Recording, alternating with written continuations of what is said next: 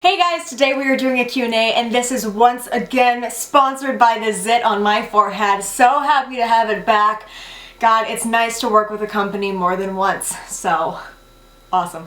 I have my questions over on my computer here and I'm just gonna turn the screen so I can see what I'm looking at. But let's get into it. I'll leave questions down below, ask me things on AskFM or Snapchat. Let's get into it. First question is, what kind of things do you look for in a guy? Okay, so a couple of things that I need in order to date somebody. This is totally off the cuff. I need us to have similar senses of humor. I need us to be able to converse about nothing, but also just be very chill and not have to talk. You know, that comfortable silence thing? It's not overrated. It's very nice to be able to sit in silence with somebody. I need generally someone to kind of push me outside my comfort zone, ding, and you know, it's nice when I can be dating somebody who does that but also makes me feel comfortable about it at the same time. Have you noticed that birth control helps to clear your skin or increase your breast size? I've been on birth control since I was 14, so I can't say that I've noticed any huge differences. My boobs have felt a little bit bigger lately, but I really don't think I could attest that to birth control because I've been on this specific birth control for, I think, 3 years now. I'm on tricycline low, by the way, and hey, no babies yet, so it's working. What do you define the right age to give your kid the talk as? I think whenever your kid starts to ask questions about sex or where do babies come from, for me, I know with my future kids, if they ask me a question, I'm just gonna be honest with them, you know? And also, before they get into middle school, grade 5 or 6, I think that explaining the very basics to them is a good idea. Because, you know, kids are having sex very young. And also, they have access to the internet, so before you give your kids, unregulated access to the internet, I think it's good to explain that because they're obviously going to come across a pair of boobs or something to do with sex, you know? And instead of, always protecting them from that, I think it's just good to give them the proper information.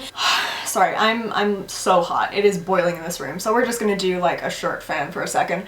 What's your view on posting pictures with alcoholic drinks on Facebook or Instagram? My parents worry I might not get a job because even though I have private accounts, someone could find it and get the wrong idea. Even though I'm well over the drinking age in Canada and the US, it's mostly group pictures at the bar, nothing crazy. Okay, we're done with the shirt fan. I think, yeah, as long as your accounts are private so that only your friends can see your pictures, at least when you're applying to get a job, and especially during, if you're working as a school teacher or something, you should be fine, you know, as long as you're not sitting there half naked doing crazy shit. You'll be fine. Lately I've been wanting to experiment with girls. It's no surprise to me that I've always wanted to do this. I've admired women and found them attractive, but I'm not sure where or who to start experimenting with. I think Tinder's really good for this, to kind of get a feel for the right kind of people, or gay bars are always a good idea. Go with a group of friends or something. But, I mean, I gotta say, those are kind of my only two things. But also, you could just meet somebody anywhere, you know, at a coffee shop, compliment a person that you think is pretty, or at a concert. Just, complimenting someone is the easiest way to, I think, start a conversation hey, I love your sense of style, or your hair looks great, or you have such beautiful eyes, you know, something like that that could be taken in a friendly way, but if they're interested, they can generally take it a little bit further.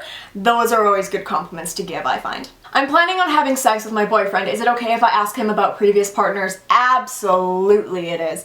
Absolutely. You can talk about, you know, when's the last time that you got tested, or I think that we should go and get tested together, and, you know, have you always been safe with your previous partners? I think that asking questions that would have an effect on you right now is okay, but also sitting there and being so what positions did you and Sheila do? That's a little bit over the line, but, you know, asking about being tested and being safe previously, those are totally your business if you're going to be sexually active with him. Oh, my battery's gonna die. I had other questions I was gonna do, but I will just do those in another video coming up very soon. Next week there will, of course, be another Q&A. Thank you guys so much for watching this video. I will see you all very soon. Make sure to leave me questions on AskFM and Snapchat, and thumbs up if you liked it, and that's it. Okay, goodbye!